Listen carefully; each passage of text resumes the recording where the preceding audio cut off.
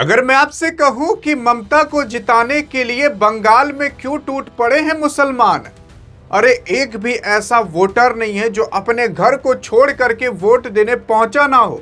जहां यूपी में 50-60% वोट पड़ते हैं, बिहार में 60-70% वोट पड़ते हैं, तो वहीं पर वेस्ट बंगाल के अंदर 90% से भी ज्यादा वोट पड़े हैं। लेकिन सवाल ये उठता है कि आखिरकार कौन सही कौन गलत है।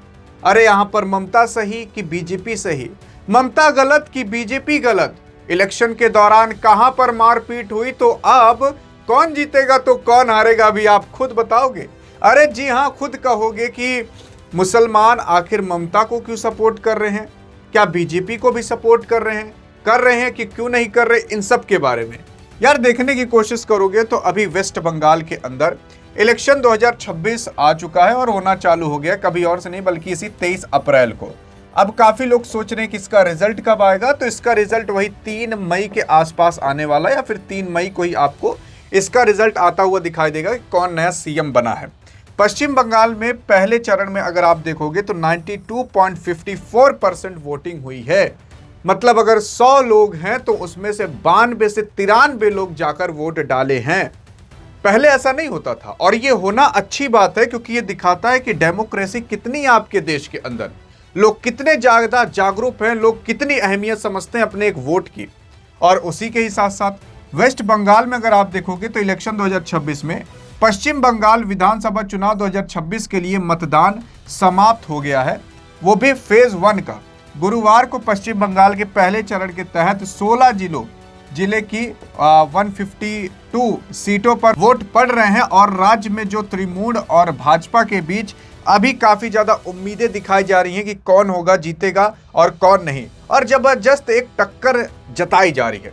लेकिन अगर बात करें आखिरकार इलेक्शन के दौरान हुआ क्या क्या, कौन मार खाया कौन नहीं, तो अगर आप देखोगे तो पश्चिम बंगाल में एक जगह जिसका नाम है कुमारगंज में एक भाजपा उम्मीदवार जिनका नाम शुभेंदु सरकार था। शुभेंदु सरकार भैया 23 अप्रैल को इनको विधानसभा चुनाव के पहले चरण के दौरान इन पर हमला कर दिया गया, इनको दौड़ा कर मारा गया और फिर उसके बाद थोड़ा गुस्सा गए थे, लेकिन उसके बाद फिर मारा गया।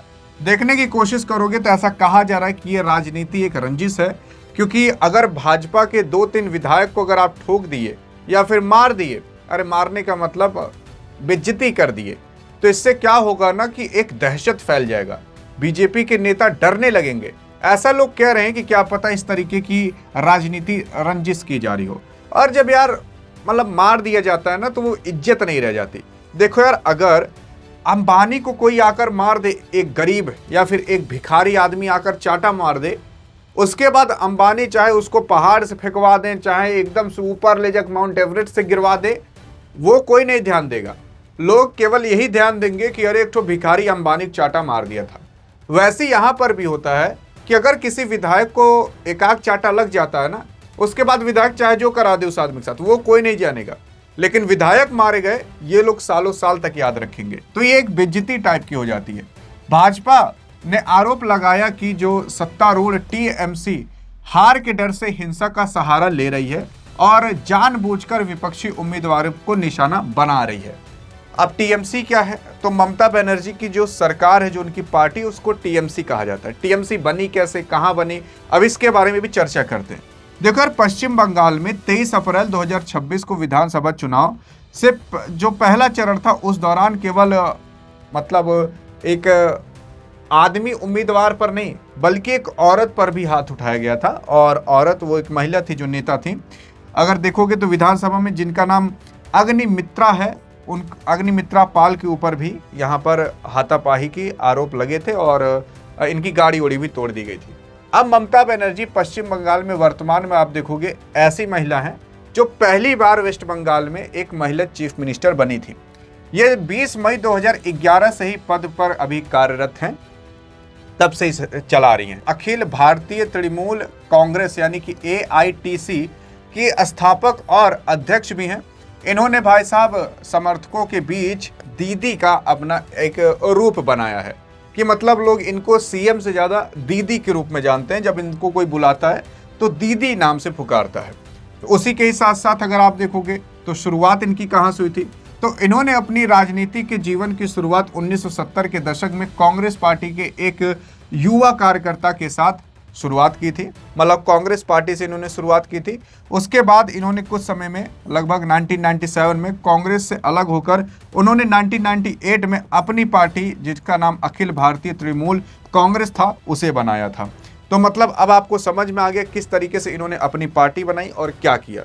लेकिन हाँ, अगर आप देखने की कोशिश करोगे तो आखिरकार बंगाल के अंदर मुसलमानों की इतनी चर्चा क्यों की जा रही है, तो देखो यार, बंगाल के अंदर ना 27.01% जो जनसंख्या है वो मुसलमानों की बताई जाती है। अब मुसलमानों की जनसंख्या 27% है, इसका मतलब 50% से भी ज़्यादा जनसंख्या किसी और की नहीं बल्कि हिंदुओं की है। लेकिन यार अगर आप देखोगे ना तो ऐसा होता है कि अभी खूब ट्रेंड चला जा रहा है सनातन धर्म करके और बाकी राम भगवान का प्रचार करके और बाकी अन्य चीज़ें करके। तो यूपी के अंदर हिंदुओं को खींच लिया जा रहा है, यहाँ पर सोचा जा रहा है कि भैया मुस्लिमों को खींच लिया जाए। तो आपको पता ही होगा कि भैया जातिवाद तो हर जगह होता है। आप चाहे मुस्लिम हो चाहे हिंदू हो, मैं हिंदू हूँ, कोई दिक्कत नहीं यार, आपके और हमारे बीच में। हमारे दोस्त भी मुसलमान होते हैं, हिंदू होते हैं, कोई दिक्कत नहीं। लेकिन आपको नेताओं का तो पता ही है ना, उनका चलता रहता है। जब तक वो हिंदू मुस्लिम नहीं करेंगे तब तक उनका पेट भर ही नहीं सकता। कभी बात करेंगे कि हम सब एक हैं, अगले इलेक्शन में या फिर अगले भाषण में हिंदू मुस्लिम करने लगेंगे। तो भैया आपको और हमसे इस पर प्रभाव नहीं होना चाहिए। ये नेता लोग हैं, अब मान लेते हैं कि हिंदुओं के लिए सब कुछ कर दिए ये लोग, तो सारे हिंदू तो आकर वोट नहीं दे देंगे इनको। अगर मुस्लिम के लिए थोड़ा बहुत कर देंगे तो सारा मुस्लिम इनकी ओर खिंच कर चला जाएगा। तो मान लेते 27% में से 25% वोट मिल गया तो काम भर का बन जाएगा, और प्लस हिंदू तो वोट देंगे ही इन्हें। तो इस वजह से हिंदू मुस्लिम भी थोड़ा किया जाता है। उसी के साथ साथ 2021 विधानसभा चुनाव में अगर आप देखोगे तो विश्लेषणों के अनुसार 2021 के चुनाव में मुस्लिम वोटर्स की जो ममता बनर्जी के पक्ष जबरदस्त मतलब इनके प्रति ध्रुवीकरण था, मतलब इनकी ओर ज़्यादा झुके थे, जहां इन्होंने लगभग 75 से 90% जो मुसलमान थे इनको वोट दिए थे। मतलब 75 से 90% तक मुस्लिम जो वोटर्स थे उन्होंने ममता बनर्जी को वोट दिया था, दीदी को वोट दिया था। लेकिन अभी ऐसा कहा जा रहा है कि वोट पड़ चुका है, और काफ़ी लोग कह रहे थे कि क्या पता बीजेपी अगर वहां पर जीत जाए तो क्या पता एक कोई ऐसे चीफ मिनिस्टर को बैठा दे जिसको बंगाली बोलनी आती ही ना हो। लेकिन अमित शाह ने वहां पर जाकर क्लियर कर दिया था कि हम एक ऐसे उम्मीदवार को बैठाएंगे चीफ मिनिस्टर के पद पर जो बंगाल का ही होगा, जो आपकी और हमारी तरह बोलना जानता होगा, बंगाली बोलना जानता होगा। इस तरीके से अब बंगाल के अंदर बीजेपी की सरकार कभी क्यों नहीं बन पाई यार? इसलिए नहीं बन पाई ना क्योंकि जैसे आपके मोदी जी जहाँ जाते हैं वो वैसा ही रूप धारण कर लेते हैं, मतलब वैसा कपड़ा लत्ता पहन लेंगे, वैसे बोलने लगेंगे। लेकिन बीजेपी के पास वैसे कैंडिडेट नहीं हैं जो बंगाल में ज़्यादा दबदबा रखे हों या कोऑर्डिनेट कर पाए बंगाली बोल करके। इसी वजह से जहाँ जहाँ हिंदी बोली जाती है वहाँ वहाँ आप अक्सर देखोगे, चाहे दिल्ली हो, चाहे यूपी हो, चाहे बिहार हो, यहाँ पर आपके बीजेपी का दबदबा है। लेकिन जहाँ जहाँ अलग अलग भाषा थोड़ी बोली जाती है वहाँ पर बीजेपी का दबदबा थोड़ा कम होते हुए आपको दिखाई देता होगा। लेकिन अब बंगाल के अंदर भी थोड़ा विस्तार बीजेपी धीरे धीरे कर रही है कि भैया हाँ, वहाँ पर भी ध्यान देना है, वहाँ पर भी ध्यान देना है, और पूरे इंडिया पर इस तरीके से अपने चीफ मिनिस्टर को बैठा देना है। अब क्या पता सपना बीजेपी का यही हो। लेकिन इस बार तो जोर जबरदस्त लड़ रही है।